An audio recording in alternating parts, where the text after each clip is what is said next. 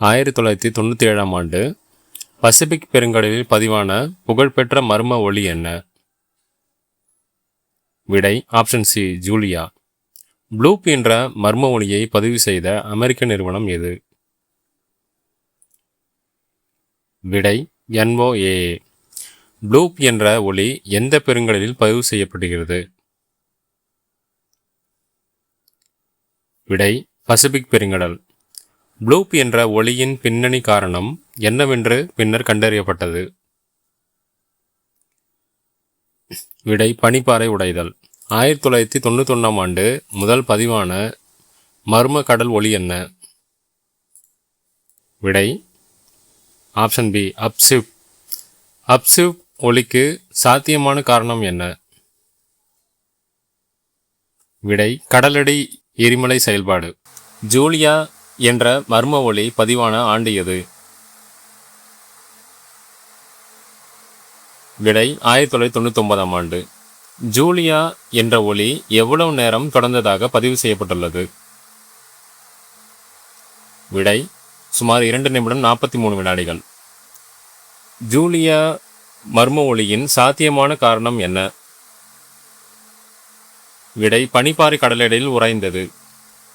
கடலின் ஆழத்தில் உள்ள ஒலிகளை பதிவு செய்யும் சாதனம் எது? விடை ஹைட்ரோபோன். விசில் எனப்படும் மர்ம கடல் ஒலி பதிவு செய்யப்பட்ட ஆண்டு எது? விடை 1997ஆம் ஆண்டு. ப்ளூப் என்ற ஒலி முதலில் எதை பற்றிய கற்பனைகளை உருவாக்கியது?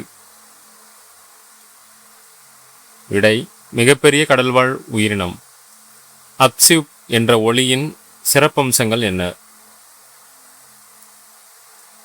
விடை பருவகாலத்திற்கு ஏற்ப மாறுவது. NOAA என்பதன் விரிவாக்கம் என்ன? விடை national oceanic and atmospheric administration. Bloop என்பது எந்த வகை சத்தமாக பதிவு செய்யப்பட்டுள்ளது? விடை மிக குறைந்த அதிர்வெண் ஒலி. கடலடி ஒலிகளை ஆராய்வதன் மூலம் என்னை கண்டுபிடிக்க முடியும்? விடை கடலடி எரிமலை மற்றும் நில அதிர்வு செயல்பாடுகள். ப்ளூப் என்ற ஒலி 5000 கிலோமீட்டர் தொலைவிற்கு மேல் உள்ள கருவிகளால் பதிவாக காரணம் என்ன? விடை ஒலியின் அதிக வலிமை. ஜூலியா மற்றும் ப்ளூப் என்ற ஒலிகளுக்கு ஏற்படும் பொதுவான சாத்தியமான காரணம் என்ன? விடை பனிப்பாறை செயல்பாடுகள். கடலில் ஒலி காற்றை விட எவ்வாறு பயணிக்கிறது? விடை வேகமாக.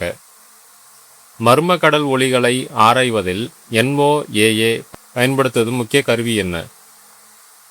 விடை ஹைட்ரோபோன். ஸ்லோ டவுன் எனும் மர்ம கடல் ஒலியை எப்போது பதிவு செய்யப்பட்டது? விடை 1997ஆம் ஆண்டு. ஸ்லோ டவுன் என்ற ஒலியின் சாத்தியமான காரணம் என்ன? விடை பனிப்பாறை நகர்வு. ட்ரெயின் என அழைக்கப்படும் மர்ம கடல் ஒலி எந்த ஆண்டு பதிவாகியுள்ளது? விடை 1997ஆம் ஆண்டு. ட்ரெயின் மர்ம ஒலியின் சாத்தியமான காரணம் என்ன?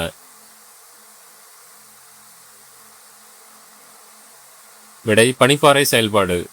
அப்சிப் ஒலி முதலில் எப்போது பதிவு செய்யப்பட இருந்தது? விடை 1991ஆம் ஆண்டு. அப்சிப் ஒலி எங்கு பெருங்கடலின் பகுதியில் பதிவு செய்யப்பட்டது? விடை பசிபிக் பெருங்கடல். அப்சிப் ஒலியின் வலிமை காலத்துடன் எப்படி மாறியுள்ளது? விடை குறைந்துள்ளது. விசில் மர்ம ஒலி எந்த ஒரு கருவியில் பதிவு செய்யப்பட்டது? விடை ஹைட்ரோபோன். கடலுக்கடியில் ஏற்படும் நிலநடுக்க ஒலிகளை என்னவென்று அழைக்கின்றனர்? விடை டெக்டானிக் ஒலிகள். கடலுக்கடியில் உள்ள எரிமலை வெடிப்பு என்ன வகையான ஒலிகளை உருவாக்கும்? விடை இயற்கையான குறைந்த அதிர்வெண் ஒலி. திமிங்கலங்கள் நீண்ட தொலைவுக்கு தொடர்பு கொள்ள முக்கியமாக எதை பயன்படுத்துகின்றன? விடை ஒலி. உலகின் மிகப்பெரிய உயிரினமான நீல திமிங்கலம் எதற்கு பிரபலமானது? வலிமையான குறைந்த அதிர்வெண் ஒலிகள். கடலுக்கடியில் கப்பல்கள் மற்றும் நீர்மூழ்கி கப்பல்களை கண்டறிய பயன்படுத்தப்படும் தொழில்நுட்பம் என்ன? விடை சோனார். சோனார் என்பதன் முழு வடிவம் என்ன? விடை சவுண்ட் நேவிகேஷன் அண்ட் ரேஞ்சிங். கடலில் மனிதர்களால் உருவாக்கப்படும் ஒலியின் எடுத்துக்காட்டு என்ன? விடை கப்பல் இயந்திர ஒலி. கடலில் இயற்கையாக உருவாகும் ஒலிக்கு ஒரு எடுத்துக்காட்டு என்ன? விடை பனிப்பாறை உடையும் ஒலி. கடல் ஒலி மாசுபாடு எந்த உயிரினங்களை மிகுந்த பாதிப்புக்குள்ளாக்கும்?